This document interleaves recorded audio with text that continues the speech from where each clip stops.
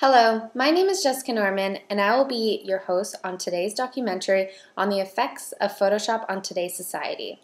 I have been a multimedia artist for 3 years now. I use Photoshop on a daily basis. My question for you, however, is whether you think Photoshop is good or bad.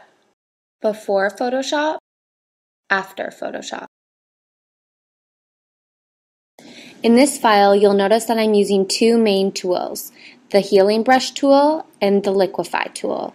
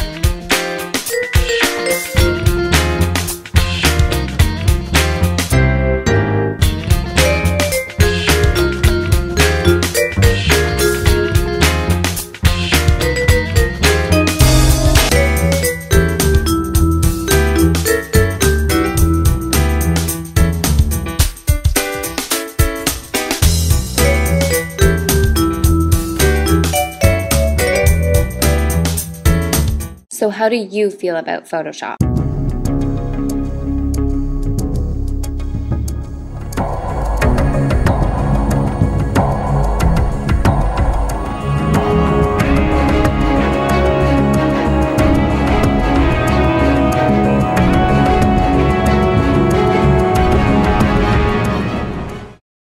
I think Photoshop is generally good for society because it allows people to see things as they truly want them to be seen.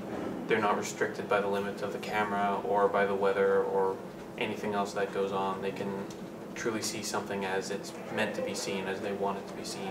They can see their vision come to reality. I personally do not think that Photoshop is good for society for the reason that it allows you to manipulate photos to make it look different from what it would originally look like.